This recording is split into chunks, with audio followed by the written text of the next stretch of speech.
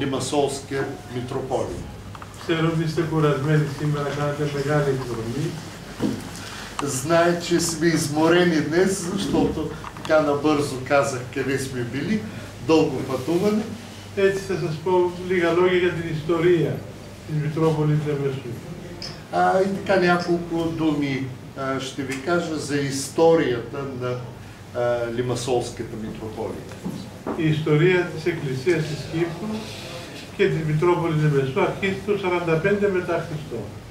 Историята на Кипърската църква и на митрополията в Лимасол започва 45-та година след Христа. Εδώ ήρθαν οι Άγιοι Απόστολοι Παύλος, Μάρκος και Βαρνάβα και ίδρυσαν την Εκκλησία της Κύπρου. Тук идват светите апостоли Павел, Варнава и Марк и така се основава Кипърската църква и съответно и митрополия. Πέρασαν από την δική μας περιοχή, που τότε ήταν 3 πόλεις εδώ. Минават и през областта на Лимасол, тук е имало 3 града. Η Αμαθούντα, η Νεάπολης και το Κούριο. Аматунда, Неаполис και το Κούριο. Ή Κούριο. Στην Νεάπολη έβαλαν επίσκοπο, τον μαθητή του Αποστόλου Παύλου, τον Άγιον Απόστολο Τυχικό. В Неапол ръкополагат за епископ ученика на светия апостол Павел Тихико. Και επισκόπους στην Αμαθούντα και στο Κούριο. И едновременно обслужва, слагат се епископи и в Аматунда и в Кури. Και έτσι έχουμε την πρώτη εκκλησία στην πόλη μας με τους Άγιους Αποστόλους Παύλο, Μάρκο και Βαρνάβα. И така имаме първата епископия на това място от светите апостоли Павел, Варнава и Марк. Οι Άγιοι της Εκκλησίας στην Λεμεσού ήταν πιο πολλοί επίσκοποι. Светците на епископията на митрополията в Лимасол, повечето от тях са епископи. Έλαβαν μέρος σε όλες τις οικουμενικές συνόδους. И взимат участие във всички вселенски събори. Έχουμε περίπου 26 αναγνωρισμένους Αγίους στη Λεμεσό. Имаме приблизително 26 признати канонизирани светци на църква. Ο κυριότερος από όλους αυτούς είναι ο Άγιος Ιωάννης ο Ελεήμος. Най-известен от тях е свети Йоанн Милостиви. Αυτός γεννήθηκε στην πόλη μας, μεγάλωσε εδώ, μετά πήγε στην Αλεξάνδρεια, έγινε πατριάρχης και μετά ήρθε πίσω και πέθανε στη Λεμεσό. Свети Йоанн Милостиви се е родил тук, след това отива в Александрия, става патриарх Александрийски, след което се връща отново тук и умира. Εδώ είναι και ο τάφος. Δεν. Στην Αμαθούντα. Няма гроб, за съжаление. Και είναι ο πολιούχος Άγιος της πόλεως μου, ο προστάτης Αγίου. И е покровителя на града, защитника, застъпника за. Ένας άλλος μεγάλος Άγιος είναι ο Άγιος Τύχων, επίσκοπος Αμαθούντος. Друг голям светец на църквата тук е свети Тихон. Και πολλοί Άγιοι μάρτυρες, ιεράρχες και ασκητές. И много други мъченици, иноци, монаси, ιεράρση също.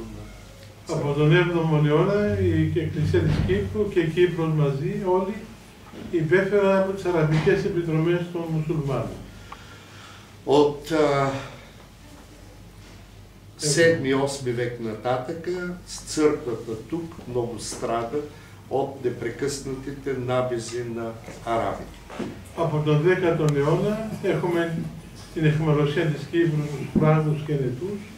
От 10 век пък притесненията за Кипърската църква идват от венецианци, от франките. 4 αιώνες ήταν αυτή η φραγκοκρατία. 4 века продължава франкското, латинското господство. Και μετά μας έδωσαν στους Τούρκους άλλους 4 αιώνες. След това казва, ни дадоха на турците още 4 века. Οι Τούρκοι στους Άγγλους 2 αιώνες. Турците, казва, нададаха на англичаните още 2 века. Και φτάσαμε μέχρι σήμερα. И така достигаме до нашите дни. Σήμερα η Μητρόπολη Λεμεσού αριθμεί περίπου 270.000 κόσμου. Днес Светата Митрополия има около 280 хиляди пасови. Έχει 150 ενορίες, Има 150 енори, 170 ιερείς και διακόνους 170 свещеници и дякони και 10 μοναστήρια. и 10 манастира. Και έχουμε και ένα ιερέα Βούλγαρο. И имаме, казва, и един иерей българин, Πάτε Θεοφάνη. отец Теофан. Отец Теофан е завършил медицина в Пловдив Είναι γιατρός и е доктор, и е лекар. και παντρεύτηκε στην Κύπρο και έμεινε εδώ και είναι ιερέας Φοντάνου.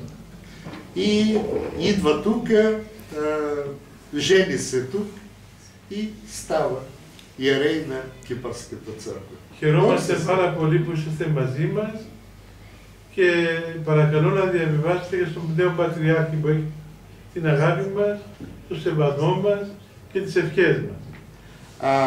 Много се радвам, че сме заедно, че сте тук и моля да предадете на българския патриарх нашата братска любов, поздрави. Χαιρόμαστε πάρα πολύ που είναι πολύ καλός και παραδοσιακός επίσκοπος. Радваме се много, че е много добър и малко трудно традиционен, по-скоро истински епископ на църква. Ευχαριστώ πάρα πολύ. Благодаря много. Πάστε το благодарим. Не си дръжте чиниите, хранете се, седете това, което е.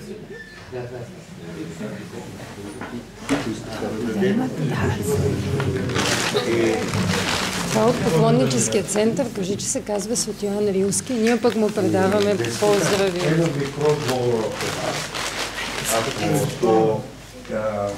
to kendromas, to piligrimikatiko, poznato, o Agius Ioannis της Ρήλος και ο κέντρομας είναι το Άγιο Ιωάννη της Ρήλος, στη Ιερά Μητρόπολη Σόφια, με τη ευλογία το πρώην αμνήμιστο Πατριάρχη Ιώφητο και τώρα με το ευλογία.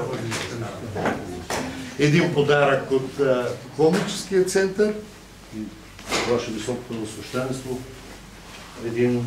едно традиционно българско пано, което е нарисувано от майката на съпругата ви. Ένα παραδοσιακό πανό, βουλγάρικο, που είναι χειρογραμμένο από τη μητέρα της γυναίκα του πατήρ Пламен, δηλαδή Фоти. Това са български момичета, моми, които отиват на поклонение на неделна служба в Енорийския храм. Είναι κοπέλες, κορίτσια, κοπέλες, ναι, και πηγαίνουν στη εκκλησία Κυριακή και έχουν τα δωράκια, πηγαίνουν με χάρη στη εκκλησία. Είναι πολύ παραδοσιακό. Ευχαριστώ πάρα πολύ. Θα δώσω μια